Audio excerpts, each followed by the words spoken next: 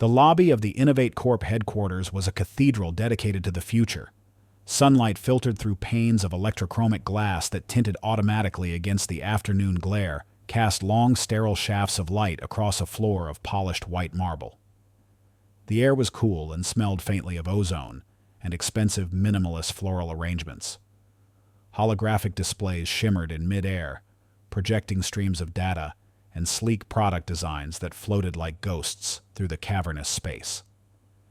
It was a place of relentless forward momentum, a monument to the nexus of capital and code. At the very center of this gleaming technological hub, an anomaly existed. A single ancient juniper bonsai, its gnarled trunk and dense dark green foliage, a stark contrast to the clean lines of its surroundings, sat on a pedestal of black granite. It was a living sculpture, a testament to centuries of patient, deliberate growth in a building that celebrated disruption in nanoseconds. And tending to this ancient life form was a man who seemed equally out of place. Arthur was in his late 60s, though the deep lines etched into his face and the quiet weariness in his posture made him seem older. He wore the simple gray uniform of the building's maintenance staff, his calloused hands moving with a practiced, unhurried grace. With a pair of slender silver shears, he snipped a minuscule wayward branch from the bonsai. The click of the metal was a soft organic sound, almost entirely lost in the ambient hum of the building's climate control and the distant murmur of progress. He was a ghost of a different sort, a relic of a slower, more deliberate world, and for the most part, he was invisible. People hurried past him, their eyes fixed on their smart devices or the floating data streams their minds consumed by algorithms and market projections. He was part of the building's infrastructure, no more noteworthy than the air conditioning vents or the polished marble beneath their feet. That invisibility shattered at precisely 3:17 p.m. The disruption began not with an explosion or a system crash, but with a human storm. Leo, the celebrated boy genius and head of research and development, burst through the glass doors leading from the labs, his face a mask of thunderous fury. At 28, Leo was everything Innovate Corp celebrated: brilliant, aggressive, and utterly intolerant of failure. He wore a deceptively simple black t-shirt that likely cost more than Arthur's weekly salary, his dark hair artfully disheveled, a stark contrast to the cold precision in his eyes. Trailing in his wake was his team from the Chimera Project, a half-dozen of the brightest young minds in the industry, now looking like frightened sheep being herded by a wolf. Their faces were pale, their shoulders slumped in defeat. Incompetence. That's what this is. Unacceptable systemic incompetence. Leo's voice, sharp and cutting, sliced through the lobby's serene atmosphere. Heads turned. Conversations faltered. The data ghosts seemed to flicker in surprise. He stopped in the middle of the lobby, turning on his team with a predator's grace. I gave you the most advanced strategic simulation platform in the world, a budget that could fund a small nation, and a deadline that was, I will remind you, generous. And what do you give me? Stagnation, a system crash at the most critical phase, because you failed to anticipate a simple recursive feedback loop. A young woman, her face flushed with humiliation, tried to speak. Leo, the complexity matrix was more volatile than the initial projections. Don't you dare quote the projections back to me, Sarah. He snapped, his voice dangerously low. Projections are for beginners. We are here to defy projections, to break them. Project Chimera is not just a program. It is the future of predictive analytics. It is meant to think, to adapt, to conquer. Right now, it's doing little more than consuming electricity and embarrassing this entire company. He paced back and forth in front of them, a caged panther radiating intellectual fury. The energy in the lobby had shifted entirely. The cool, detached atmosphere was now thick with tension and secondhand shame. Employees peeking from the upper-level balconies quickly ducked back out of sight. No one wanted to be caught in the blast radius of Leo's temper. It was in the midst of this tirade that his furious gaze swept across the lobby and landed for the first time with any real awareness on Arthur. He saw the old man in the gray uniform calmly placing a single tiny leaf into a small waist pouch. He saw the quiet dignity, the complete and utter lack of concern for the high-stakes drama unfolding just feet away. And something inside Leo snapped. It was the tranquility that enraged him, the sheer placid indifference of this simple, obsolete man. In Leo's world, everything was a problem to be solved, a system to be optimized, an inefficiency to be crushed. Arthur in that moment was the ultimate inefficiency, a human being performing a task that a robot could do oblivious to the monumental intellectual battle being waged around him. He was a perfect target, a safe outlet for the volcanic frustration that the Chimera project had ignited. Leo stopped pacing. A cruel, calculating smile slowly spread across his face. The storm in his eyes subsided, replaced by a glint of malicious amusement. His team visibly tensed, recognizing this shift as something far more dangerous than his shouting. He walked slowly, deliberately toward the granite pedestal. The sound of his expensive leather shoes echoed in the suddenly silent lobby. He stopped directly in front of Arthur, who had just finished his task and was beginning to wipe his shears with a soft cloth. "You," Leo said. The single word was laced with condescension. Arthur looked up. His eyes were a pale, clear blue, and they held no fear, only a calm, questioning neutrality. "Sir, you work with your hands. You prune this tree," Leo said, gesturing dismissively at the ancient bonsai. "A simple task. Cause and effect. You cut a branch, it's gone. Very straightforward." Arthur simply nodded, waiting. Up here, Leo tapped his temple with a manicured finger. "We deal with chaos. With billions of data points, with systems so complex they mimic life itself. We are building the future while you are dusting it." A few nervous titters came from his team. Leo's smile widened. "My team," he said, turning his head slightly to address them, but keeping his eyes locked on Arthur, is struggling with a problem. "A simulation. Let's call it a game. A very complex game. They seem to think it's impossible. But I believe the principles are so fundamental that even someone completely outside our world might grasp them." He turned back to Arthur, his voice dripping with mock sincerity. "I have a proposition for you. A little experiment." The entire lobby was now holding its breath. Every eye was fixed on the confrontation unfolding at its center. This was no longer just a manager dressing down his team. It had become a spectacle. "You see this game, this Project Chimera?" Leo continued, circling the pedestal slowly. "It's about strategy. About seeing the whole board, not just the single branch in front of you. I want you to participate. I want you to play." A collective silent gasp rippled through the onlookers. Was he serious? He couldn't be. "Don't worry," Leo said, holding up his hands as if to calm an anxious crowd. "I'll make it simple. We'll treat it like gardening. You plant a seed here, you see what grows there. It's just a simple puzzle, really. I want to prove a point to my overpaid and underperforming colleagues here. I want to show them that if they can't solve it, perhaps their intellect is no greater than that of, well, a gardener." The insult hung in the air, thick and vile. The humiliation was no longer directed at his team, but was now being focused with the intensity of a laser on the old man in the gray uniform. Clara, a young data analyst on Leo's team, felt a knot of disgust tighten in her stomach. She looked away, unable to watch. Leo leaned in closer to Arthur, his voice dropping to a conspiratorial whisper that was nonetheless audible in the tense silence. "So what do you say? A little fun. A chance to step into the future for a moment before you go back to trimming the past. Show us what you've got." He straightened up, crossing his arms, the very picture of arrogant magnanimity, utterly confident that the old man would stammer refuse and scuttle away in fear and confusion, thereby proving Leo's point perfectly. Arthur did not stammer. He did not scuttle. He remained silent for a long moment, his clear blue eyes holding Leo's gaze without wavering. The seconds stretched on each one, amplifying the tension in the room. He looked from Leo's smug face to the anxious expressions of the team, and then briefly at the ancient bonsai he so carefully tended. He seemed to be considering the proposition with a seriousness that no one, least of all Leo, had expected. Then, with a deliberation that felt ancient and profound, he folded the soft cloth he was holding and placed it next to his shears on the edge of the pedestal. He straightened his back, and though he was a foot shorter than Leo and decades older, he suddenly seemed to occupy more space. The quiet gardener, the invisible man, drew the focus of every soul in that multi-billion-dollar cathedral of technology. He looked directly into Leo's eyes. The lobby was so quiet one could have heard a single leaf fall from the bonsai.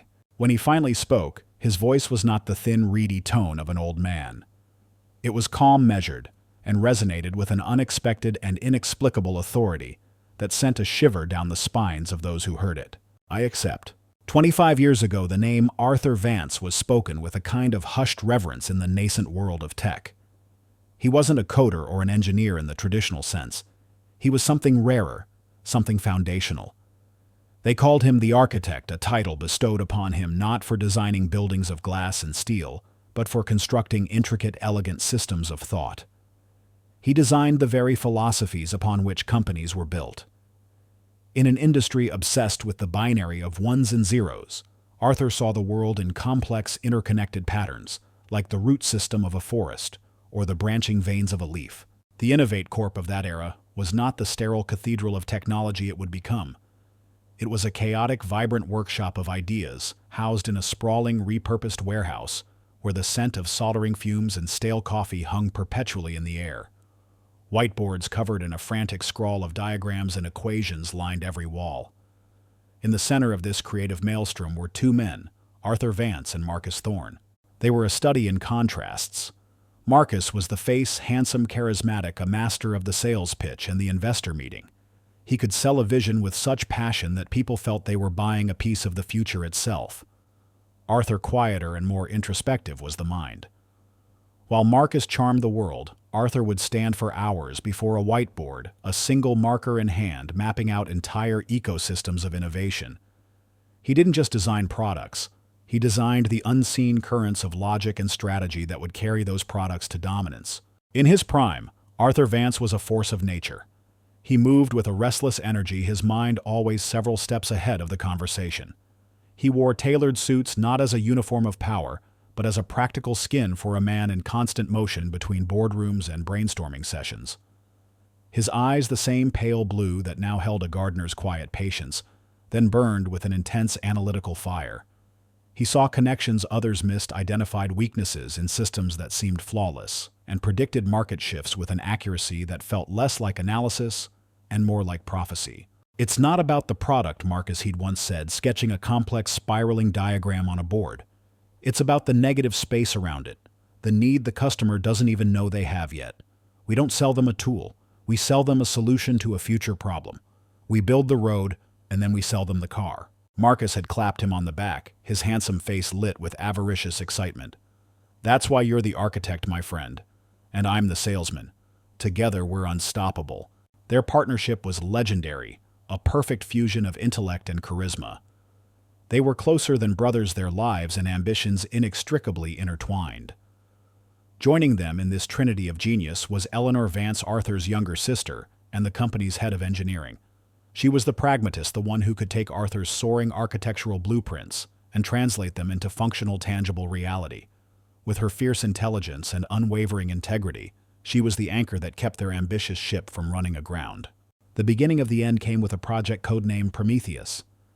It was Arthur's masterwork, a revolutionary operating system designed not just to run machines, but to learn and adapt in a way no one had ever thought possible. It was decades ahead of its time, an artificial intelligence that mimicked the organic problem-solving patterns of the natural world. It was elegant, powerful, and beautiful. It was also, in its early stages, incredibly volatile. As the project grew, so did the financial stakes. The industry was watching. Investors were pouring hundreds of millions into Innovate Corp., all of it riding on the promise of Prometheus.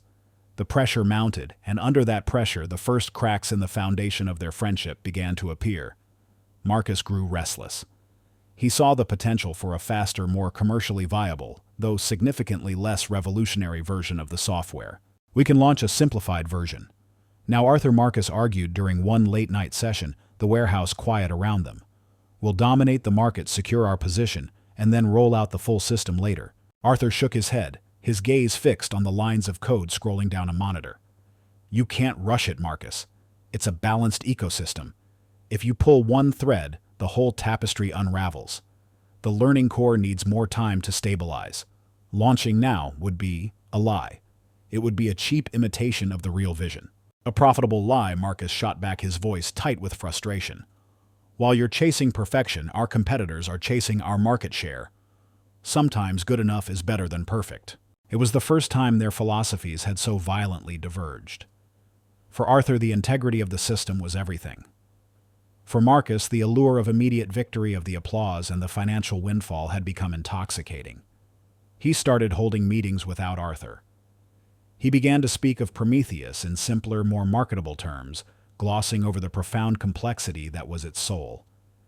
He was selling the car without having built the road. The betrayal when it came was a masterpiece of corporate warfare as cold and precise as a line of code. Marcus, working with a small, loyal faction of programmers, secretly developed a stripped-down version of Prometheus. He then engineered a catastrophic failure in the main project's test servers.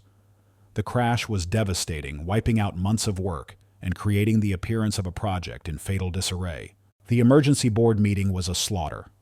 Marcus, feigning shock and disappointment, presented a dossier of falsified data. The documents, cleverly manipulated, made it seem as though Arthur's insistence on perfection was a reckless obsession, that his design was fundamentally flawed and had consumed the company's resources with no hope of success. "I hate to say this," Marcus began, his voice heavy with false sorrow, as he addressed the panicked investors, "but I believe Arthur's genius has finally become a liability. He can't let go. He's so lost in the theoretical beauty of his architecture that he's failed to build a house that can actually stand." Arthur sat in stunned silence, the papers in front of him, feeling like forgeries from a nightmare. He looked at the man he had trusted with his life and saw only a stranger with cold, ambitious eyes. Eleanor fought for him. She stood up, her voice ringing with fury and conviction. "This is a lie. I've seen the real data. Arthur's system was stable. It was groundbreaking. This crash, it's not possible without deliberate sabotage. You're being manipulated." But her pleas were drowned out by the roar of collapsing stock prices and terrified investors looking for a scapegoat. Marcus had played his hand perfectly. Arthur was portrayed as the arrogant genius who flew too close to the sun, and Eleanor as the loyal sister blinded by sentiment. In a single afternoon, Arthur Vance was voted out of the company he had co-founded. Eleanor was fired for insubordination. The board, grateful for a solution, any solution, unanimously approved Marcus's proposal to move forward with his simplified commercial version of the project. Marcus Thorne became the sole celebrated savior of Innovate Corp. The days that followed were a blur of grief and disillusionment for Arthur. It wasn't the loss of the company or the money that destroyed him. It was the profound, soul-crushing weight of the betrayal. He had seen the darkness in the heart of his closest friend, a darkness that had twisted their shared dream into a weapon against him. He saw how easily truth could be buried under a mountain of well-packaged lies. The world of business, a world he had once seen as a grand system of creation and progress, now seemed like a vulgar, brutal game. He tried to fight to clear his and his sister's names, but Marcus had been thorough. The media fed a steady diet of carefully crafted press releases painted Arthur as a tragic cautionary tale. His reputation was in ruins. His spirit was broken. One rainy evening a week after the coup, he stood in his minimalist glass-walled apartment looking out at the city lights. He saw a world of striving, of ambition, of countless other Marcus Thorne's climbing ladders built on the backs of others. He felt a profound and overwhelming desire to simply vanish. He didn't want to be part of it anymore. He didn't want his name, his legacy, or his mind to be associated with a world he now despised. That night, Arthur Vance, the architect, made his final design. It was a blueprint for his own disappearance. He systematically liquidated his assets through anonymous channels, placing the funds into a blind trust for his sister, ensuring she would be cared for without ever knowing the source. He erased his digital footprint with the same precision he had once used to design software. He packed a single canvas bag with a few changes of clothes, a well-worn book of philosophy, and a small sharp pair of gardening shears he'd always found comfort in using. Before he walked out of his apartment for the last time, leaving behind the keys and a life that no longer felt like his, he stood before the mirror. He looked at the reflection of the man in the expensive suit, the celebrated genius, the fallen architect, and he made a silent vow. He would never again build something for a world that could so easily corrupt it. He would never again allow his mind to be a tool for the ambitious and the greedy. He would seek a life of quiet, of simplicity, of being unseen. He would trade the power of creation for the peace of obscurity. He would find solace not in grand designs, but in the simple, honest work of tending to living things. He walked out into the rain, leaving Arthur Vance to die in the wreckage of his own legacy. He would find a new name, a new life, and a quiet garden where he could finally be at peace, far from the echoes of betrayal and the siren song of a world he no longer believed in. The murmur that followed Arthur's acceptance was a wave of disbelief that washed through the lobby.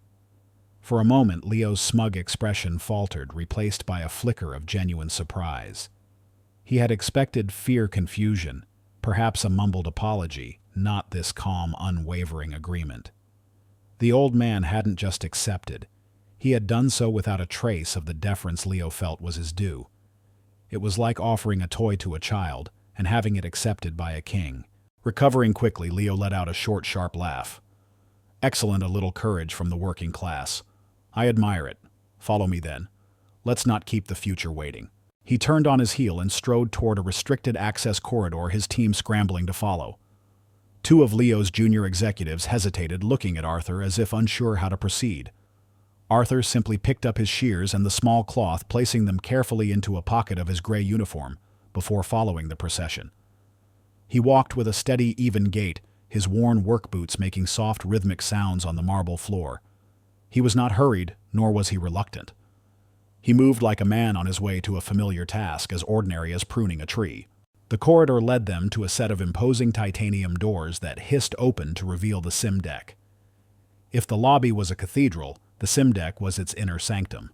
The room was a perfect circle, its walls a seamless floor-to-ceiling screen of black liquid crystal. In the center of the room was a raised circular platform. As they entered, the room darkened and the platform came to life.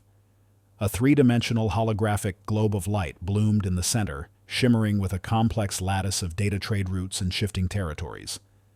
It was a living, breathing model of the global economy. Leo's team and a growing number of curious employees filed into the tiered observation gallery that ringed the room. The news of the strange challenge had spread through the building's internal network like a virus. The spectacle of the company's star prodigy pitting himself against an elderly gardener was too bizarre to miss. Leo stepped onto the platform, basking in the attention. He gestured for Arthur to join him. "Welcome, Arthur, to Project Chimera," he announced, his voice amplified slightly by the room's acoustics. "This is where we test the future." Arthur stepped onto the platform, his gaze sweeping over the intricate hologram. He showed no signs of awe or intimidation. Instead, he observed it with a quiet, analytical curiosity. His head tilted slightly as if he were examining the grain of a piece of wood. "The rules are quite simple, even for a layman." Leo began, his tone a masterclass in condescension. He gestured toward the hologram. "This represents the global market, a dynamic, chaotic system. Our goal is to achieve market dominance within 5 fiscal years.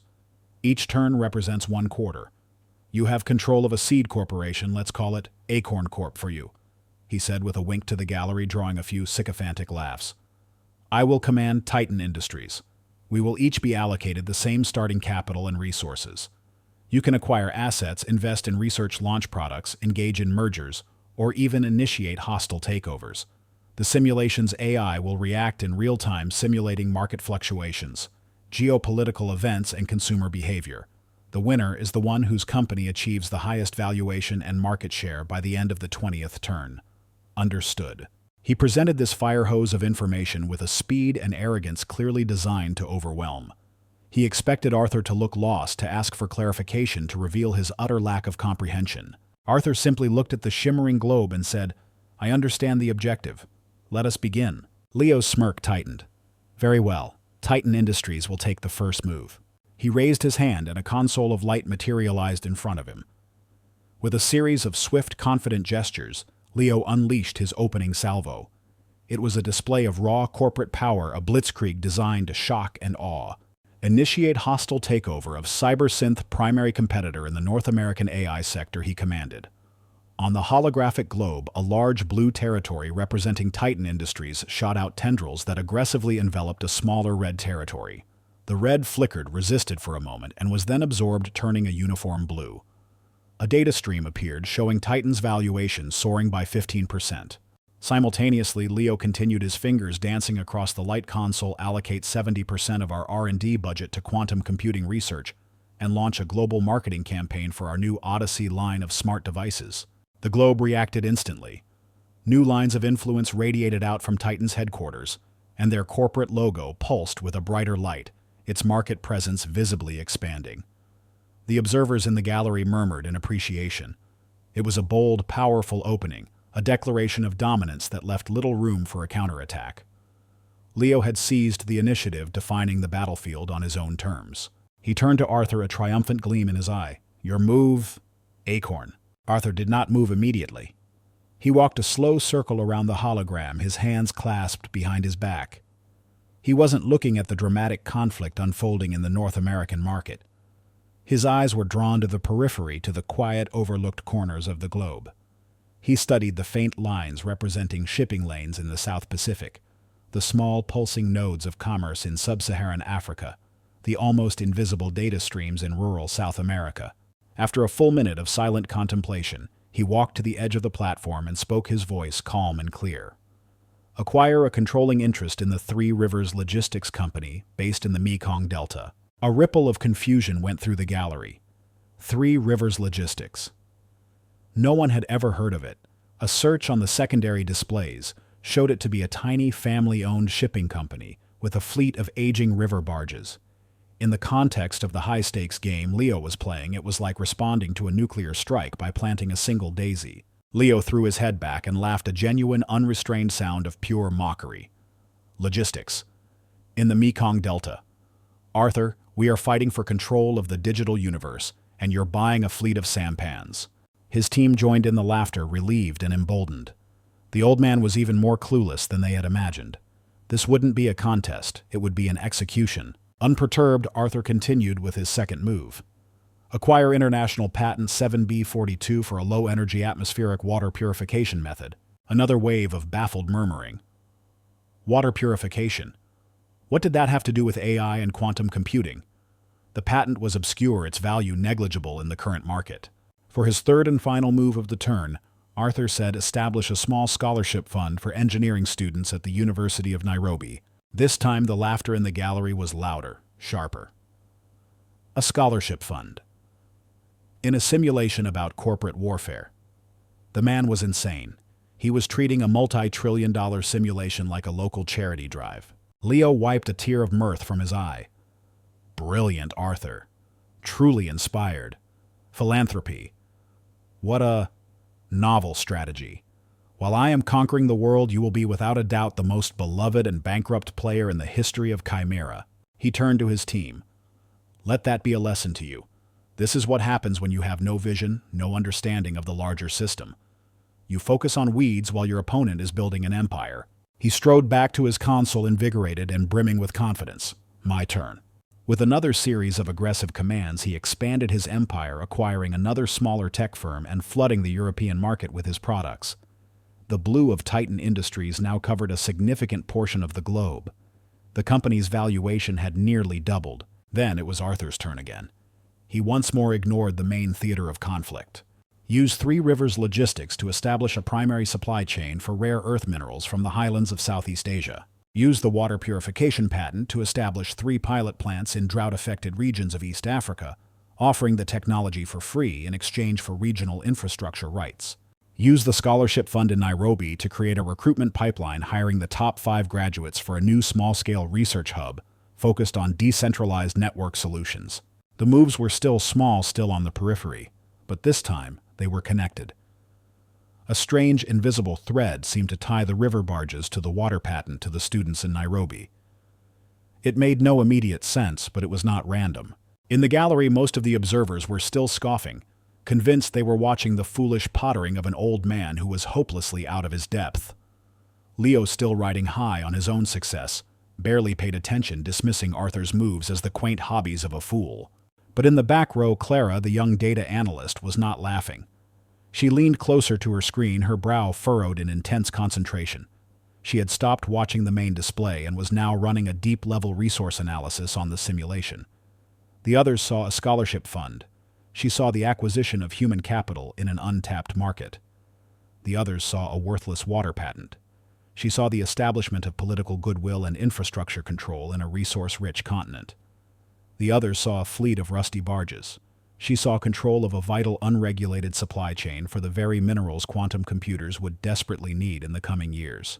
Leo was playing a game of chess, focused on capturing his opponent's king. Arthur, she realized with a sudden breathtaking chill, was not playing chess. He was terraforming the entire planet. and Leo had no idea he was even doing it. She looked from her screen to the old man on the platform who stood with his hands clasped behind his back, watching the shimmering globe with the patient, knowing eyes of a gardener waiting for his seeds to sprout. While the Simdeck gallery echoed with condescending laughter and the arrogant pronouncements of Leo, Clara sat in the back row, a silent island of dissent. She did not laugh. She did not even smile. A cold knot of discomfort had been tightening in her stomach from the moment Leo had first laid eyes on the old gardener. It wasn't pity she felt for Arthur. The man seemed entirely self-possessed, but a profound sense of institutional shame. She had come to Innovate Corp believing she was joining a meritocracy of the mind, a place where intellect and innovation were the only currencies that mattered. What she was witnessing felt like a public flogging, a vulgar display of power that had nothing to do with genius and everything to do with ego. Clara was by nature and by training a pattern seeker. Her mind was a finely tuned instrument for finding signal in noise, order in chaos. It was what made her one of the most promising analysts on Leo's team, even if he rarely acknowledged it. And as she watched Arthur's second turn unfold, the obscure supply chain, the free water technology, the recruitment of Kenyan engineers, her analytical instincts began to scream. The others saw randomness. She saw causality. They saw foolishness. She saw a quiet, deliberate sequence. There was a grammar to his moves, an underlying syntax that was invisible to everyone else. While Leo was playing checkers, making loud, obvious jumps across the board, Arthur was writing a sonnet in a language no one else in the room could read. Her fingers itched. To challenge Leo openly was unthinkable. He did not tolerate dissent, and his professional retribution was known to be swift and final. But the intellectual puzzle was too compelling to ignore. The discrepancy between what she was seeing and what everyone else was assuming was a chasm of data that her mind was desperate to bridge. Discreetly, she swiped her personal datapad to life, the screen's glow hidden by the angle of her body. She patched her device into the Simdeck's raw data feed, a minor security breach she knew she could justify later if necessary. She didn't need the flashy, simplified graphics of the main hologram. She needed the numbers, the unfiltered stream of transactions, resource allocations, and AI-generated geopolitical forecasts that formed the simulation's unseen skeleton. She began to build her own model. While the gallery watched Leo's valuation climb, Clara was running long-range predictive algorithms. She cross-referenced Arthur's acquisitions against Chimera's deep-level resource dependency charts. Her first query was simple: project the supply chain stability for rare earth minerals over the full 20 turns of the simulation. The initial results showed what everyone expected. The current supply chains, dominated by a few major conglomerates, were robust. But Clara dug deeper. She factored in the simulation's AI-driven chaos engine, which introduced unpredictable political and environmental events based on complex, real-world models. She told the system to run 1,000 possible futures and to highlight any outlier scenarios. The computer hummed for a few moments, processing trillions of data points. Then a line of red text flagged a low-probability, high-impact event chain. In approximately 8 to 10 turns, 2 to 2.5 simulated years, the AI predicted a high likelihood of a major political upheaval in the primary mineral-producing regions. It would trigger trade wars, nationalization of assets, and a catastrophic disruption of the global supply chain. Leo's quantum computing project, which was utterly dependent on a steady flow of those specific minerals, would grind to a halt. His valuation would plummet. His entire empire, built on a single vulnerable supply line, would be starved into submission. Clara's breath caught in her throat. She ran another query, this time factoring in Arthur's acquisitions. She added the Three Rivers Logistics Company to the model. The results shifted dramatically. Arthur's tiny fleet of river barges operating in a politically neutral zone would become the only stable, unimpeded channel for those very same rare earth minerals. His obscure, laughable investment was not a weed. It was an ark built years before the flood was even a cloud on the horizon. He wasn't reacting to the market. He was preparing for a future market that didn't even exist yet. A chill ran down her spine. This wasn't luck. This was foresight on a level she had never encountered. It was as if the gardener could see time itself. Who was he? Her curiosity now a burning obsession, she shifted her focus. She ran a search on Arthur's name in the Innovate Corp employee database. The result was a ghost. Arthur. No last name. Hired 6 years ago. Maintenance and Horticulture Division. No previous employment history listed, no educational background, no photo on file. He was a digital blank slate, a man without a past. In a company that data mined its employees down to their high school grade point averages, such a sparse file was not just unusual, it was impossible. It suggested a deliberate high-level redaction. Someone had wanted this man to be invisible. Her mind raced. If he wasn't in the current system, maybe he was in the old one. With trembling fingers, she navigated to the company's deep archives, a digital graveyard of outdated projects, forgotten memos, and pre-merger data that was notoriously difficult to search. It was a place where old code went to die. She started with a simple keyword search strategy. Thousands of results flooded her screen. She narrowed it, adding filters for the company's founding era, the years before Marcus Thorne's celebrated takeover. The results dwindled to a few hundred. She began to read, scrolling through dense technical documents filled with corporate jargon. Most of it was standard fare. But then she found it. It was a footnote in a dry 25-year-old mission statement. It read core strategic principles derived from the Vance Thorne foundational papers primarily authored by the architect. The architect. The title was strange, almost mythic. It appeared again and again in the older documents she unearthed. It was never attached to a formal name, only to a set of profound, almost poetic strategic principles. True dominance is not achieved by occupying the center, but by controlling the periphery. Clara froze her eyes, darting from the text on her datapad to Arthur on the platform, who was at that very moment instructing the simulation to acquire a minor stake in a port facility in Djibouti, another seemingly insignificant move on the world's edge. Do not attack your opponent's strength. Make it irrelevant. A fortress is useless if the battle is fought in the open field. She thought of Leo's aggressive fortress-like acquisitions, and how Arthur had simply refused to engage, choosing instead to play in the fields Leo didn't even know existed. The most powerful resource is not capital or technology, but causality. Understand the root, and you can predict the growth of the entire tree. The barges, the patent, the scholarships, they were all roots planted in obscure fertile soil preparing to grow into a forest that would choke Leo's empire. Clara felt the hair on her arms stand up. She was no longer just watching a simulation. She was witnessing a philosophy in action, a masterclass being taught by a ghost. She ran a new search this time for the name Vance. Dozens of results appeared, mostly related to Marcus Thorne's official corporate history, which lauded him for saving the company from his unpredictable and reckless former partner, Arthur Vance. The official story was thin, a carefully curated narrative of a brilliant but flawed man who had burned out. But now, filtered through the lens of what she was witnessing, the story felt hollow false. She kept digging, falling deeper into the digital rabbit hole, ignoring the ongoing simulation entirely. Finally, she found it. Buried in the metadata of an old corrupted image file from a long-forgotten press event was a single unredacted name: Arthur Vance, Chief Systems Architect. The image itself was mostly static, but a small restored corner showed two young men standing beside a whiteboard. One was a handsome, smiling Marcus Thorne.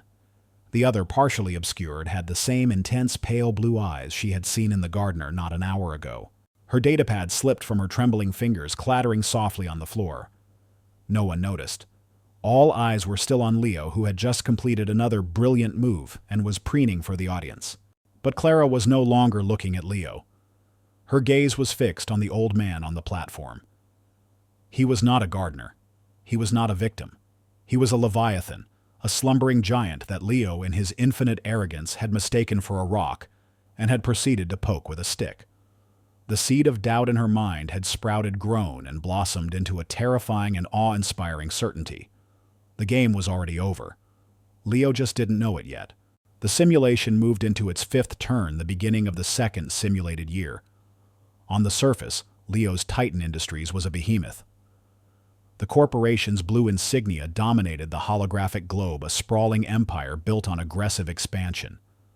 His valuation was astronomical, and the observers in the gallery, still blind to the undercurrents, saw a game that was all but won. Leo, having regained his composure, was once again playing to the crowd, explaining his latest move, a massive investment in a high-speed data network across Europe. "Observe," he said, gesturing grandly. "While Acorn is busy playing in the mud, Titan is weaving the very fabric of global communication. We control the flow of information, and therefore we control the future." Then it was Arthur's turn. As before, he took his time, his calm demeanor a stark contrast to Leo's performative brilliance. He issued a single, quiet command. Activate the Nairobi Research Hub's mycelium protocol. On the screen, nothing dramatic happened. A few tiny green nodes flickered to life in East Africa. It was so insignificant that Leo didn't even bother to comment. He simply smirked and prepared for his next turn. But in the back row, Clara's blood ran cold. She knew what mycelium was. She had seen references to it in the architect's oldest, most theoretical papers. It was a concept for a decentralized peer-to-peer communication network that required minimal infrastructure designed to be deployed in developing regions. It was robust, almost impossible to shut down, and most importantly, it was completely independent of the massive centralized data networks like the one Leo was building in Europe. Arthur hadn't just hired engineers, he had cultivated a team to build a weapon, and he had just quietly loaded it. The storm broke on the 8th turn. It began not with a bang, but with a small, unassuming news alert that scrolled across the bottom of the main display. Geopolitical tensions escalate in the Cobalt Triangle. Exports halted indefinitely. The chaos engine had struck. The event was precisely what Clara's algorithm had predicted. In the gallery, a few people murmured, but most saw it as a minor inconvenience, a random event that would affect the entire market equally. Leo, however, froze. His entire quantum computing division, the crown jewel of his empire, was dependent on a steady supply of cobalt from that exact region. His face, for the first time, lost its arrogant sheen. "Reroute supply chains through our secondary providers," he snapped at the simulation interface. The computer's calm, synthesized voice responded. "Secondary providers are non-operational. Market instability has led to a 500% increase in raw material costs. Current supply chain is untenable." Leo's eyes widened in disbelief. "That's impossible. We have contracts, contingencies." He frantically tried to find a workaround, but every path was blocked. The market had been cornered. Then another alert popped up, this one from the simulation's financial newsfeed. Three Rivers Logistics, a subsidiary of Acorn Corp, announces its new secured trade route for ethically sourced rare earth minerals, including cobalt from private reserves in Southeast Asia. Exclusive contracts now available. A wave of understanding washed through the gallery. The rusty barges, the insignificant shipping company. It was all a prelude to this moment. Arthur had built his ark, and now the flood had come. The price he was charging for his cobalt was exorbitant, but he was the only supplier. Leo was trapped. He could either let his most important division wither and die, or he could buy the resources he needed from the very man he had ridiculed, funding his opponent's rise with the blood money of his own crumbling empire. Leo stared at the screen, his jaw working silently. He was cornered. With a gesture filled with barely concealed rage, he authorized the purchase. On the main display, a massive river of capital flowed from the blue of Titan Industries to the small but growing green of Acorn Corp. Arthur's valuation quintupled in a single move, but the storm was just beginning. As Leo was reeling from the supply chain collapse, a second front opened. Another news alert, this time from Africa. African Union announces historic infrastructure deal with Acorn Corp. Leveraging their revolutionary water purification technology, Acorn will build self-sustaining community hubs across the continent in exchange for exclusive communication infrastructure rights. The gallery was now completely silent. The laughter had long since died, replaced by a stunned, fearful respect. The worthless water patent, the act of philanthropy, was a Trojan horse. While Leo had been fighting for market share in the developed world, Arthur had quietly conquered a continent not with force, but with the one thing Leo had never considered a strategic asset: goodwill. And then came the third wave, the one that struck at the heart of Leo's identity as an innovator. The mycelium protocol went live. Fueled by the profits from his cobalt monopoly, Arthur's Nairobi team launched their decentralized communication network. It was offered for free, an open-source system that allowed users to connect directly with each other, bypassing the massive data toll roads Leo had built. It was a technological rebellion. Sales projections for Leo's Odyssey smart devices, which relied on his expensive data plans, suddenly collapsed. His European data network, his flagship project, was becoming a ghost town. Consumers in the simulation were flocking to the free, robust alternative. Leo stood motionless before the hologram, his face pale. His empire was unraveling. Every move he made was countered by a strategy Arthur had put in place years ago. He tried to launch a competing decentralized network, but Arthur's team already held the key patents. He tried to initiate a hostile takeover of Acorn Corp, but its valuation, bolstered by the African deal and the cobalt monopoly, was now too high. He was playing against a ghost who had seen the future and had methodically prepared for every possible outcome. In a fit of desperate rage, Leo threw all his remaining resources into a smear campaign, a flood of negative advertising designed to discredit Acorn's technology. It was a brutish, ugly move. The simulation's AI responded. Acorn Corp's public sentiment rating remains at 98% positive due to ongoing philanthropic and humanitarian efforts.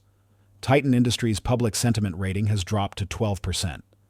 Allegations of predatory business practices are trending. He had not only failed to harm his opponent, he had mortally wounded himself. How Leo finally whispered, his voice cracking. He turned to the old man, his arrogance completely stripped away, leaving only raw, desperate confusion. "How are you doing this? How are you everywhere at once?" Arthur, who had been watching the chaos unfold with the calm detachment of a chess master, observing a game he had won 20 moves prior, finally turned to look at him. He didn't gloat. He didn't smile. He simply offered a piece of the philosophy that had guided his every move. "You built a fortress," Arthur said, his voice quiet but carrying through the silent room. "And you have spent all your energy defending its walls. But you have forgotten a simple truth. A system's strength is not found in the might of its center, but in the resilience of its edges." In the back row, Clara gasped. It was the quote, word for word. The line she had read just an hour ago, buried in a 25-year-old document attributed to a phantom known only as the architect. It wasn't a guess. It wasn't a coincidence. It was a signature. She looked at the old man, and for the first time she truly saw him. She saw the ghost from the machine, the forgotten founder, the silent storm, and she knew with a certainty that chilled her to the bone that this was not a lesson. It was a reckoning. The quote echoed in the cavernous simdeck, and for Clara, it was as if a lightning strike had illuminated a landscape she had previously only seen in shadow. A system's strength is not found in the might of its center, but in the resilience of its edges. It was his voice, his signature, the ghost in the machine, speaking his own forgotten gospel. All doubt vanished, consumed by a certainty that was both terrifying and exhilarating. The quiet gardener was Arthur Vance. The architect was real, and he was in the process of dismantling the company he had built, using the very principles he had established against a young pretender who had unwittingly desecrated his temple. Her hands, slick with a thin sheen of sweat, flew across the keyboard of her datapad. The game in the center of the room no longer mattered. The stunned faces of her colleagues, the pale, slack-jawed expression on Leo's face, it was all just noise. Her world had contracted to the glowing screen in her lap, and the burning need for the final, irrefutable piece of evidence. She had the philosophy, the strategy, the name. Now she needed a face. The digital archives were a labyrinth. 25 years of data migrations and system updates had left the oldest files in a state of digital decay. Records were fragmented, cross-references broken. It was a deliberate neglect, she suspected. Marcus Thorne and his ascent to power would have had no interest in preserving the clear, unvarnished history of his partnership. He would want the myth of the lone genius, the savior, not the shared history with a man he had erased. Her search for Arthur Vance in the main personnel archives yielded the same results as before, the official sanitized story of his departure framed as a tragic burnout. There were no photographs, no direct links to his earlier work. It was a digital tombstone. Clara changed her tactics. If the direct path was blocked, she would approach from the periphery, just as Arthur was doing in the simulation. She stopped searching for a name and started searching for a void. She wrote a simple script to scan the original employee logs from the company's founding year, looking not for data, but for the absence of it. She was looking for a ghost protocol, a file that had been intentionally and repeatedly scrubbed from backups. For nearly an hour, as the simulation continued its slow, inevitable march toward Arthur's dominance, Clara's script sifted through terabytes of forgotten data. Finally, it pinged. It had found a recurring error log, a ghost file in the old human resources server cluster, a file that every automated cleanup protocol for the past 2 decades had failed to fully delete. Its name was Simple Orientation, Packet 19999, Draft.img. It was a corrupted image file, a scanned copy of a physical document from before everything was natively digital. It was too fragmented to be opened by standard viewers. But it was there. Using a suite of data recovery tools, Clara began the painstaking process of reassembling the file bit by corrupted bit. It was like piecing together a shattered photograph from a pile of dust. Slowly, an image began to form on her screen. It was grainy black and white and water-stained in one corner. It was a group photograph taken in what was unmistakably the old warehouse, the first home of Innovate Corp. About a dozen people, young and filled with the fierce, unjaded optimism of pioneers, were clustered around a massive whiteboard.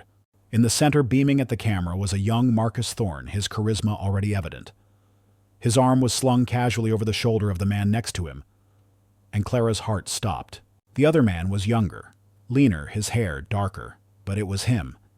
The posture was different, not the weary stoop of a gardener, but the coiled, intense stance of a thinker. He wasn't smiling at the camera. His gaze was fixed on the whiteboard behind them, his brow slightly furrowed in concentration, as if even in a moment of celebration, his mind was still working, still building. But the eyes, the pale, piercingly intelligent blue eyes, were the same. Clara's own eyes dropped to the typed caption at the bottom of the scanned page, the text slightly blurred but legible. The Innovate Corp founding team celebrates the successful seed round. Center co-founders Marcus Thorne and Chief Systems Architect Arthur Vance. She had it. The smoking gun. The face that connected the gardener to the ghost to the architect. Her gaze lifted from her datapad and settled on the old man on the platform. The simulation was in its 14th turn. Arthur had just acquired a controlling stake in a global satellite network through a third-party shell corporation, giving him control of the very information infrastructure Leo thought he owned. It was a devastating, silent coup. Leo was now a king in a kingdom where his opponent owned the sky. He hadn't even realized it had happened until the ownership data flashed on the screen. He was slumped, defeated, staring at the hologram with the vacant eyes of a man who had been comprehensively outmaneuvered. The gallery was in a state of shocked silence. The game was over. All that was left was the slow, methodical dismantling of Titan Industries. A short break was called. The simulation was paused. Leo stumbled off the platform without a word and disappeared down the corridor, followed by the anxious whispers of his team. The observers in the gallery began to disperse, talking in hushed, excited tones about the unbelievable upset they had just witnessed. This was her chance. Clara's heart hammered against her ribs as she slipped out of the gallery and made her way not towards the exit, but towards the building's service corridors. She knew Arthur wouldn't go to the main cafeteria. He would seek solitude. She found him, as she had suspected, in the quiet, sun-drenched rooftop garden, his true office. He was standing before a bed of meticulously cultivated hybrid roses, his back to her, seemingly lost in thought. The gray maintenance uniform no longer looked like a sign of his station. It looked like a disguise, a form of camouflage. She approached slowly, her footsteps soft on the stone path. "Arthur." He turned, his expression calm, unsurprised. It was as if he had been expecting her. "Miss Clara," he said, his voice the same quiet tone as always. She held up her datapad, her hand trembling slightly. She didn't know where to begin. Accusation felt wrong. Awe felt insufficient. So she chose the only language she knew. He would respect the language of strategy. "Your moves," she began, her voice barely a whisper. "The periphery, the supply chain, the causality. It follows the principles, the ones laid out in the foundational papers." Arthur's expression did not change, but a flicker of something, acknowledgement, perhaps even respect, warmed his pale blue eyes. The architect, Clara said, the name feeling momentous on her tongue. "That's what they called him. I think he would have admired your work today." It was an offering, a way to speak the truth without uttering it directly, a way to show him that she knew without breaking his carefully constructed anonymity. Arthur was silent for a long moment, the sounds of the city a distant hum below them. He looked from her earnest, intelligent face to the screen of her datapad where she had the restored black and white photograph displayed. He saw the face of the young man he used to be, full of fire and a faith he had long since lost. A faint, weary smile touched the corners of his lips. It was not a smile of victory, but of resignation, of a long-held secret finally gently being brought into the light. He looked back at Clara, and in his gaze, she saw the weight of 25 years of solitude. "You are very observant, Miss Clara," he said softly. "Far more than your colleagues." He didn't admit it. He didn't have to. The quiet confirmation in his eyes was all the answer she needed. A silent pact was formed in that moment, an unspoken alliance between the forgotten legend and the young analyst who had been clever enough to find him. "Your secret is safe with me, Mr. Vance," she whispered. He gave a slight shake of his head. "That man is gone. There is only the gardener." He turned his attention back to the roses gently touching a newly formed bud. But it seems the garden is about to get a great deal more complicated. When the break concluded, the atmosphere in the sim deck had undergone a profound transformation. The air of a casual spectacle was gone, replaced by the electric tension of a championship match. The observers who returned to the gallery did so with a newfound solemnity. They no longer saw a prodigy and a gardener. They saw a master and a fool, and they were desperate to see how the lesson would end. The whispers had died down, replaced by a focused, almost reverent silence. Leo returned to the platform last. The arrogant swagger was gone, his shoulders were slumped, and his face was a pale, tight mask of fury and humiliation. He had spent the break in his private office watching the recordings of the first 14 turns, seeing his own downfall played back in slow, agonizing detail. He saw the moments where he had laughed, the condescending remarks, the sheer blind arrogance with which he had walked into the most elegant trap he had ever encountered. The experience had stripped him bare, but it had not humbled him. It had enraged him. He could not win. He knew that now. The old man's strategy was too deep, his foundations too strong. But if he could not win, he could ensure that Arthur did not win either. He could burn the whole world down. In his mind, a desperate, spiteful strategy began to form a final, nihilistic gambit. He strode to his console, his movements jerky and aggressive. The final 6 turns of the simulation began. For 5 turns, the game was a slow, methodical execution. Arthur's Acorn Corp, now a global powerhouse, continued to consolidate its power. He used his satellite network to predict and monetize weather patterns, his African infrastructure to launch new sustainable energy initiatives, and his logistics empire to become the circulatory system of the global economy. Titan Industries, meanwhile, bled assets.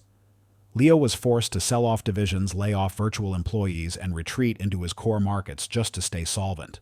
With each turn, Arthur presented Leo with an opportunity to concede gracefully. He could have ended the simulation at any point, but Leo refused. He played on absorbing each loss with a tightening of his jaw, his eyes burning with a feverish light. He was waiting for the final turn for his last chance to act. Finally, the 20th turn arrived. It was Leo's move. Acorn Corp's valuation stood at a staggering 17 trillion simulated dollars. Titan Industries was a hollowed-out shell worth less than a tenth of that. "Final move, Leo," the simulation's voice intoned calmly. Leo looked up, not at the hologram but directly at Arthur. A thin, venomous smile played on his lips. "You think you've won, old man?" He hissed, his voice just loud enough to carry across the platform. "But you haven't. You built a beautiful system. A perfect world. Let's see how it holds up to a little chaos." He turned to his console and issued a string of commands that made Clara in the gallery gasp in horror. Initiate Scorched Earth Protocol. Liquidate all remaining Titan assets. All of them. Convert to pure, untraceable crypto assets. The blue territories on the globe began to dissolve, not being taken over, but simply vanishing, leaving a vacuum. Simultaneously, Leo continued, his voice rising with manic energy.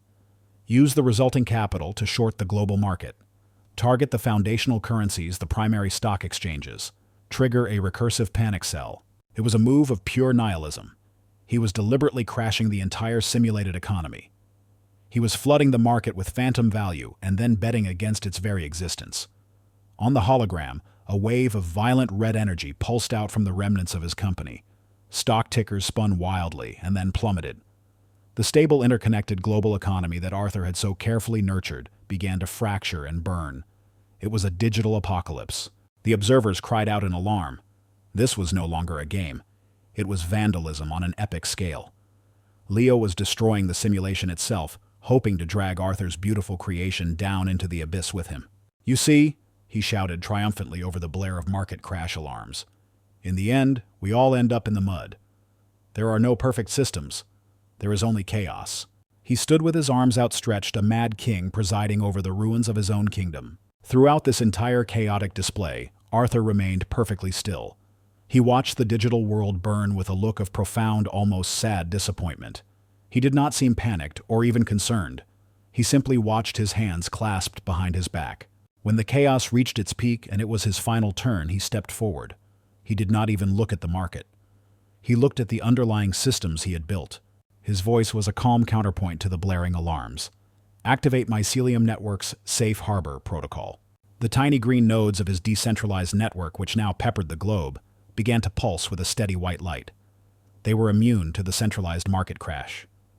While the main exchanges were on fire, Arthur's peer-to-peer network continued to function, facilitating trade and exchange in a stable, closed loop. It was the ark in the flood, just as Clara had realized. Next, Arthur said calmly, execute contingency plan Phoenix. Use Acorn's reserve capital to acquire all available viable assets from the collapsing market at 99% below their pre-crash valuation. A wave of green representing Arthur's capital flowed out and began to absorb the wreckage of the global economy. He was not trying to stop the fire. He was buying the ashes, knowing he could rebuild.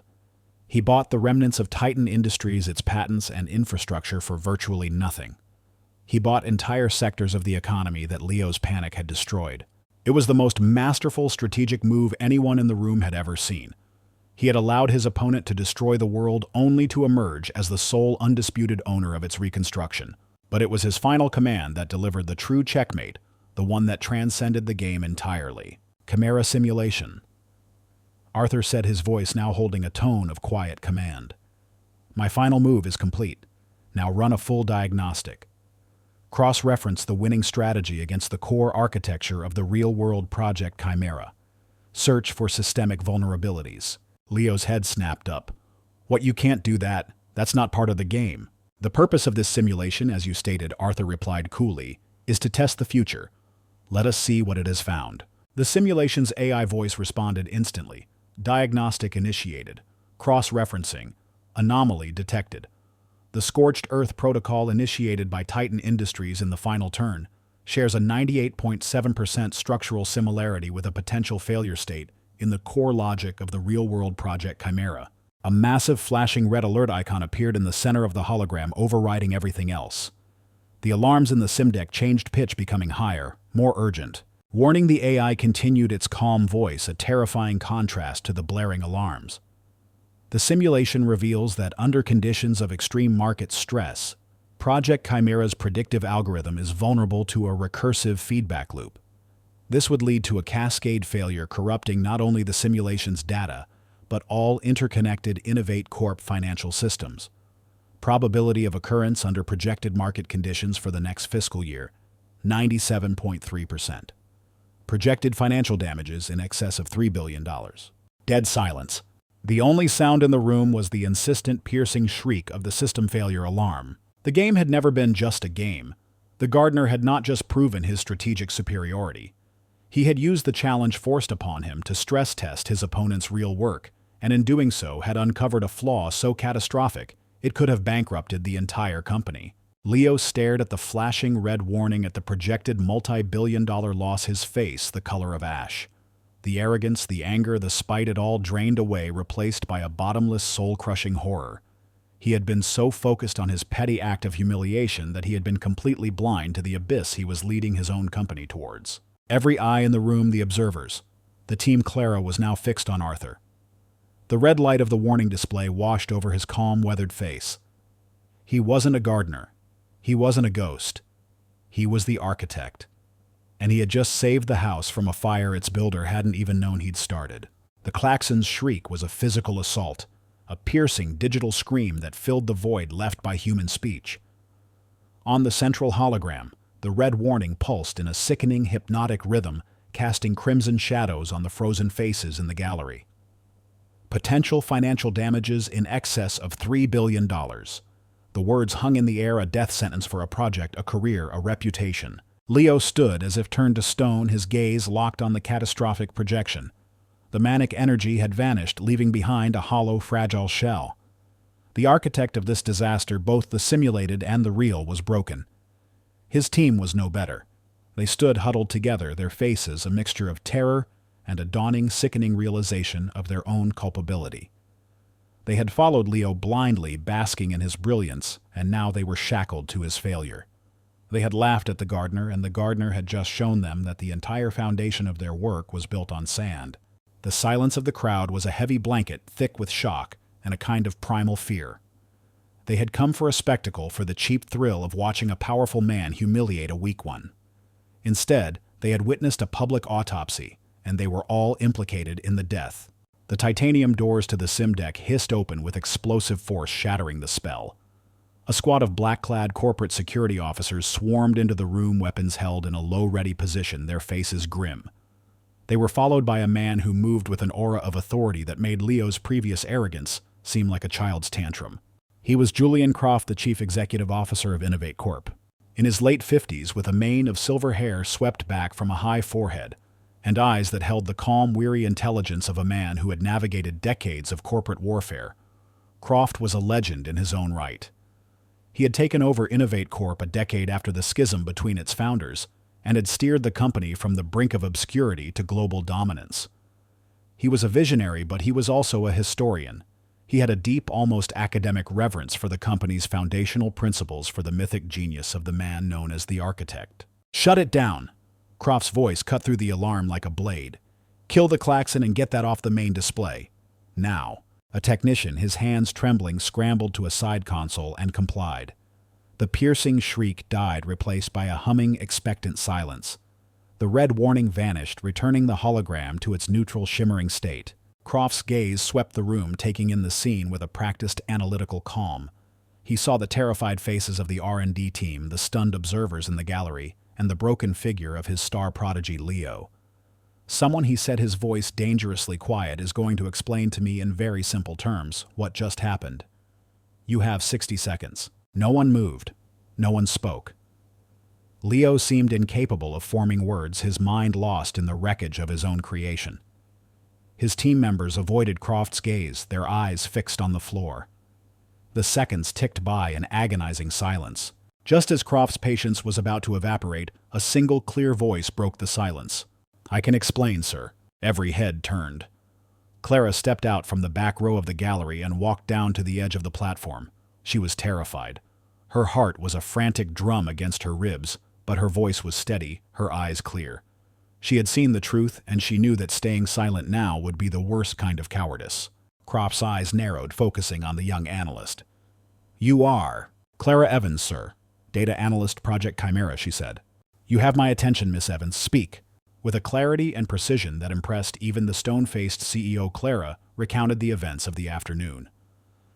She left out her suspicions about Arthur's identity, sticking only to the verifiable facts. She explained the challenge, Leo's public humiliation of the gardener, and the terms of the simulation. She described Leo's aggressive centralized strategy and contrasted it with Arthur's quiet peripheral approach. Leo's final move was to trigger a systemic market crash, she explained, her voice gaining confidence. It was a scorched earth tactic. In response, Arthur initiated a diagnostic protocol, asking the simulation to cross-reference his own winning strategy against the real-world architecture of Project Chimera. And Croft prompted his gaze intense. "And the simulation found a fatal resonance, sir. It concluded that the very conditions Leo created to crash the game, a high-volatility market shock, would trigger a recursive feedback loop in the real project, leading to a cascade failure." Croft was silent for a long moment, processing. He was a strategist. He understood the implications immediately. The boy's own ego, his need to destroy his opponent in a meaningless game, had inadvertently mirrored the exact conditions that would destroy his actual work. It was a staggering, almost poetic irony. "Show me," Croft commanded. "Show me the gardener's final turns, the diagnostic, all of it." The technician brought the playback up on the main screen. The room watched in silence as Arthur's elegant, devastatingly effective strategy unfolded once more. They saw the acquisition of the cobalt supply chain, the conquering of the African market through goodwill, the silent coup of the satellite network. Croft watched, his expression unreadable at first. But as he observed the replay, a subtle change came over him. He leaned forward slightly, his eyes fixed on the flow of the holographic data. He saw not just a series of brilliant moves, but a distinct and unmistakable philosophy at work. It was a holistic, patient, almost organic approach to systems theory. It was a style he had seen only once before, in the faded 25-year-old strategy documents he kept in a private file in his office. It was the signature of a ghost. His gaze flickered from the screen to the old man in the gray uniform, who had remained on the platform, a silent, stoic observer of the chaos he had unleashed and then contained. He was standing near the edge, his hands clasped behind his back, looking not at the screen but at the faces of the young engineers on Leo's team, his expression one of deep, weary compassion. Croft's heart began to beat faster. He had always thought the stories were exaggerated, the myth of the lost founder burnished by time into something more than human. He had believed the architect was a brilliant man, but a man nonetheless. But what he had just witnessed was not just brilliant, it was perfect. It was the work of a master returning to his workshop and finding it in disarray. Slowly, the CEO stood up and descended from the gallery. He walked onto the platform, the security guards parting to let him pass. He did not look at Leo. He did not look at the team. His eyes were fixed on the gardener. He walked until he was standing a few feet from Arthur. He studied the old man's face, the lines etched by time and sun, the simple worn uniform. He was searching for the ghost in the photograph, for the face of the young visionary who had vanished from the world a quarter of a century ago. It seemed impossible, and yet the strategy was undeniable. The philosophy was unmistakable. And the eyes, the pale, clear blue eyes, held a depth of wisdom that no ordinary gardener could possess. The entire company, the entire tech world held its breath in that room, though only a handful understood the true significance of the moment. Julian Croft, the powerful CEO, stood before the humble janitor, his voice filled with a disbelief and a dawning earth-shattering awe that bordered on reverence. He asked the question that would rewrite the history of Innovate Corp. "Vance," he whispered the name a ghost on his own lips. "Arthur Vance. Is that really you?" The name, spoken aloud after a quarter-century of silence, hung in the air of the sim deck like a particle of dust caught in a sunbeam. Small, insignificant to most, yet for a select few it contained an entire world. Vance. Arthur Vance. To the younger generation of employees, the name meant nothing. It was just a sound. But to Julian Croft and a handful of senior executives watching from the gallery, it was a name pulled from legend, a historical ghost they had only read about in foundational charters and whispered anecdotes. It was the name of the company's lost soul. Every eye was fixed on the gardener. The silence stretched thick and heavy. Arthur looked at Julian Croft, a man he remembered as a ferociously bright, ambitious junior analyst from long ago. He saw in Croft's eyes not just shock, but a deep, almost desperate hope for confirmation. The hope of a historian who has just stumbled upon a living fossil. Arthur's posture did not change, but a subtle shift occurred in his expression. The quiet, self-effacing mask of the gardener dissolved, revealing the weary, profound gravitas of the man he had once been. He gave a single, slow, deliberate nod. The confirmation was not a triumph. It was an admission, a quiet surrender to a past that had finally caught up with him. A collective gasp went through the few who understood. Julian Croft closed his eyes for a moment, as if steadying himself against the seismic shock of the revelation. The architect was alive, and he had been tending their gardens. "Everyone out," Croft commanded, his voice regaining its strength, though it was now laced with a new, unfamiliar tone of awe. "Clear the sim deck and the gallery. Security escort Mr. Leo's team back to their department. They are to speak to no one about what they witnessed here. The Chimera project is on indefinite hold, effective immediately." His orders were carried out with a swift, silent efficiency. The observers filed out their faces, a mixture of confusion and wonder.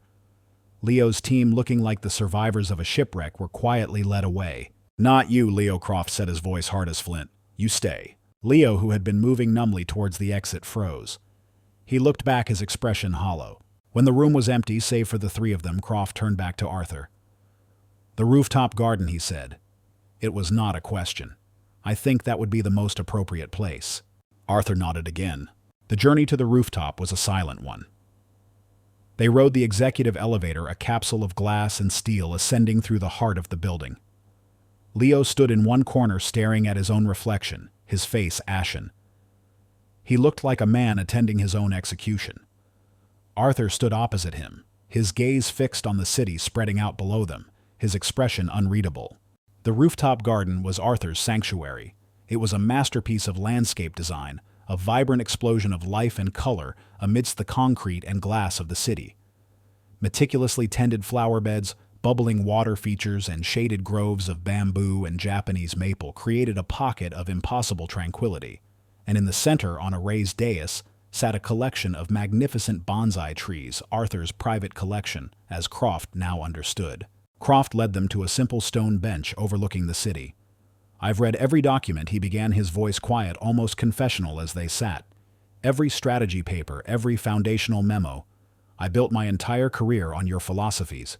I thought I was honoring a legacy. I never imagined I'd be speaking to the man who wrote it."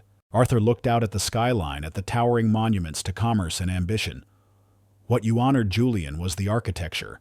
But you and everyone else forgot the architect. Perhaps that was for the best." "The Betrayal?" by Marcus Thorncroft said carefully. "The official story is incomplete." "The official story is a lie," Arthur stated, not with bitterness, but with the simple finality of a historian correcting a record. "But it's a lie that reveals a deeper truth.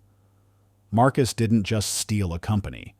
He was a symptom of a disease, an ego sickness that I saw spreading through our creation. Innovate Corp was supposed to be about elegant systems, about organic growth.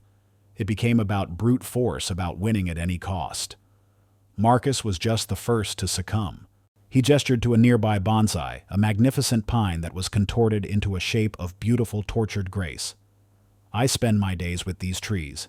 They teach me things that boardrooms never can. A gardener knows you cannot force a tree to grow faster than its nature allows.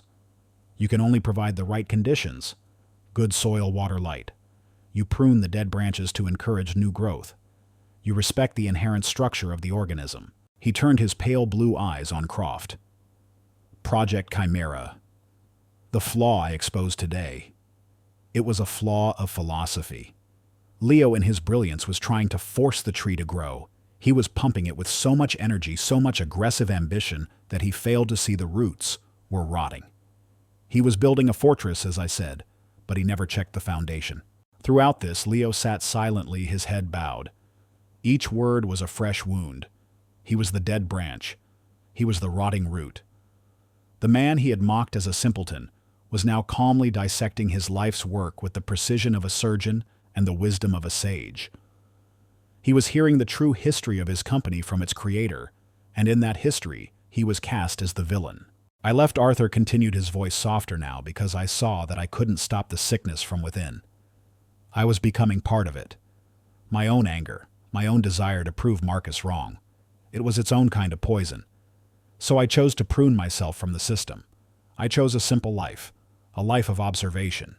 I wanted to see if a system left to its own devices would eventually heal or simply consume itself." He looked at Leo, his gaze not unkind. "What happened today? It shows that the sickness is still here. The arrogance, the belief that brilliance gives one the right to belittle, the focus on the spectacular branches while ignoring the quiet, vital work of the roots." It was then that Leo finally looked up. His eyes were red-rimmed, his face etched with a shame so profound it was painful to witness. He wasn't looking at the legendary architect or the powerful co-founder. He was looking at the gardener he had so cruelly and publicly humiliated. He slid off the bench and knelt on the stone path before Arthur. It was not a gesture of subservience, but of profound, shattering penance. "Mr. Vance," he began, his voice thick and broken. I have no excuse. What I did today, it was unforgivable." He took a shaky breath. "I'm not apologizing because you're a legend or because you founded this company. I am apologizing because you are a man, and I treated you without a shred of human decency. I used my position and my power to injure you for no other reason than my own selfish pride. It was a monstrous act, and I am deeply ashamed." He looked down at the ground, unable to meet Arthur's gaze. "You are right. About everything. About me. I am a dead branch." The confession, raw and absolute, hung in the quiet air of the garden. Julian Croft watched, his expression unreadable. Arthur looked down at the young man kneeling before him. He saw not the arrogant prodigy, but a broken boy who had just been forced to confront the ugliest parts of himself. He saw a glimmer of something that had been buried under layers of praise and pressure, the potential for genuine change. He reached down, not to pull Leo up, but to place a hand gently on his shoulder. "A branch that knows it is dead is the first to learn how to grow again," Arthur said softly. "Humility is the soil from which all true wisdom springs. Your apology is accepted, Leo. but it is only the first step.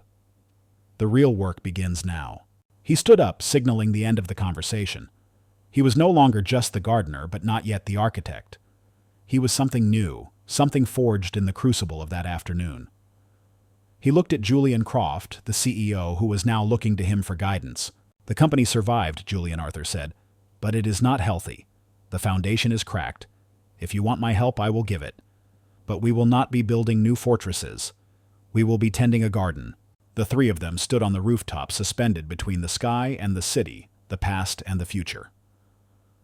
A fragile, uncertain, but powerful new accord had been reached. The aftershock of the day's events had subsided, leaving behind the quiet, challenging work of rebuilding. The weeks that followed the incident in the sim deck were a period of quiet, seismic change within Innovate Corp. There was no public scandal, no dramatic firing squad. Julian Croft, guided by Arthur's wisdom, handled the fallout not with a butcher's axe, but with a gardener's shears. The change was not about punishment. It was about pruning, healing, and fostering healthier growth. The most visible transformation was Leo. He was stripped of his title as head of research and development. Project Chimera was completely restructured, its core philosophy rewritten based on the principles Arthur had demonstrated. And in a move that sent ripples of shock through the corporate hierarchy, Leo was reassigned. His new position was senior analyst working on the revitalized Chimera team. His new boss was Clara Evans. The first team meeting under Clara's leadership was a tense affair. The other members of the old team, all of whom had been retained, sat around the conference table, their eyes darting nervously between Clara at its head and Leo, who sat quietly among them. They expected tension, resentment, perhaps a quiet power struggle. They were met with something else entirely. The new directive for Chimera is resilience. Clara began, her voice calm and confident. "We are no longer building a system to predict and dominate. We are building a system that listens and adapts. Our goal is not to create a fortress, but a forest. We need to focus on the periphery, on the small interconnected systems that support the whole." She laid out a new roadmap, one that incorporated Arthur's philosophies. It was less aggressive, more patient, and infinitely more complex. When she finished, she turned to her new senior analyst. "Leo, your experience with the old architecture is invaluable. Where do you see the primary points of failure if we were to apply this new philosophy?" The entire room held its breath. It was a direct, respectful, but unambiguous assertion of her new authority. Leo looked up from his datapad, and for the first time his colleagues saw no trace of the arrogant prodigy they had once feared. His eyes held a new, quiet thoughtfulness. "The primary failure point won't be technical," Leo said, his voice measured. "It will be cultural. The old system was designed to reward speed and aggression. This new one requires patience. Our current performance metrics will punish the very behavior we need to encourage. We need to redefine how we measure success before we write a single line of code." It was a brilliant insight, a strategic observation that cut to the very heart of the problem. But it was delivered not as a command, but as a contribution. He had offered his genius in service to the team, not in dominance over it. Clara nodded, a small smile of genuine respect on her face. "An excellent point. That will be our first priority." A new, healthier dynamic had been born. Arthur, meanwhile, settled into his new unofficial role. He had steadfastly refused any formal title or position on the board. He had no office, no parking space, no executive assistant. His domain remained the rooftop garden. Yet he had become the most powerful man in the company. It became a new ritual at Innovate Corp. When Julian Croft or his senior executives faced a truly intractable problem, they would leave the sterile confines of the boardroom and make a pilgrimage to the roof. They would find Arthur often on his knees tending to an azalea or repotting a black pine, his hands covered in soil. They would sit on the simple stone benches, billion-dollar decisions hanging in the balance, and they would talk to the gardener. They would explain their complex market analyses, their merger strategies, their technological roadblocks. Arthur would listen patiently, sometimes for an hour or more without saying a word. He would ask quiet, simple questions that often dismantled their most cherished assumptions. "Why do you assume that market is hostile?" He might ask a CEO planning a competitive blitz. "Have you considered that it is simply fallow? Perhaps it does not need to be conquered. Perhaps it needs to be cultivated." He never gave direct orders. He spoke in analogies, in parables of soil and light and roots.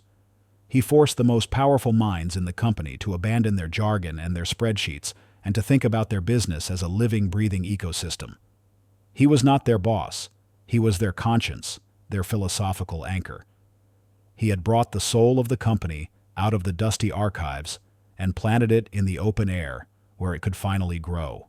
The story's final quiet scene unfolded a few months later, back where it had all begun.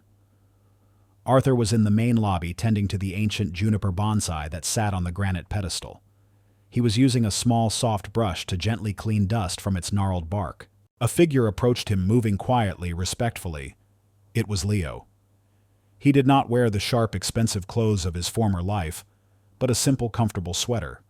He stood for a long time, watching Arthur work, the silence between them, filled not with tension, but with a shared understanding. "I used to see that tree," Leo said finally, his voice soft, "and I saw an object, a decoration, something to be dusted and maintained." Arthur continued his work, not looking up. "And what do you see now?" "I see time," Leo said, struggling to find the words. "I see patience. I see 100 years of storms and sunlight held in a single shape. I see strength in how it's been bent, not in how tall it's grown." Arthur paused, setting his brush down. He looked at Leo, a genuine warm smile in his pale blue eyes. "Yes, you are beginning to see." "Can you teach me?" Leo asked, his voice earnest. "Not the simulation, not the business. This. I want to understand this." Arthur nodded and gestured to the other side of the pedestal. "Take a brush." Leo picked up a small brush, his movements clumsy at first. The mistake most people make, Arthur began, his voice taking on the gentle cadence of a teacher, is they believe they are in charge of the tree. They think they are the artist and the tree is their clay. They try to force it into the shape they imagine. He guided Leo's hand, showing him how to follow the grain of the bark, how to feel its texture. But the bonsai master knows the truth. The tree is the artist. It already contains its perfect form within it. The gardener's job is not to command it, but to listen to it, to understand its nature, its strengths, its weaknesses. He picked up his slender silver shears, the same shears he'd been holding on that fateful afternoon. "The pruning is the most important part. You see this branch here? It grows straight and fast. It takes all the energy. It seems like the strongest part of the tree. The old you would have celebrated it." He handed the shears to Leo. "But it drains the roots. It makes the trunk weak. It unbalances the whole system. Sometimes the thing that looks most like success is actually a sickness. Your job is to have the wisdom and the courage to cut it away, to make room for the quieter, more resilient growth to flourish." Leo's hand trembled slightly as he held the shears. He looked at the branch and then at Arthur. He understood. The branch was his arrogance, his ambition, his need to dominate. "You don't do it with anger," Arthur said softly. "You do it with respect. You do it for the health of the whole tree." With a quiet click, Leo made the cut. The aggressive branch fell away, and for the first time the elegant, powerful structure of the core trunk was fully visible. The two men, the architect and his apprentice, stood together in the great lobby, no longer defined by their titles, but by the quiet shared task of tending to a single living thing. The sunlight streamed through the glass, illuminating the ancient tree. A new seed of wisdom had been planted in the heart of Innovate Corp, and this time there were gardeners who knew how to help it grow. We often believe that strength is loud, that genius is arrogant, and that power is demonstrated through dominance. But this story reminds us that the greatest strength is often found in quiet humility, and the most profound genius lies in the patience to listen and to nurture. It teaches us that a person's worth is not defined by the title on their door, but by the integrity of their character. The world is full of overlooked gardeners, custodians and quiet workers who hold the very wisdom our loud and chaotic world so desperately needs. The true measure of our own character is whether we have the humility to recognize them and the wisdom to learn from them when they appear. Thank you so much for joining us for this story. If it resonated with you, please consider showing your support by liking this video and subscribing to our channel. We are grateful for every member of our community, and your encouragement allows us to continue bringing you more stories that inspire reflection and celebrate the quiet strength within us all. We look forward to seeing you again next time.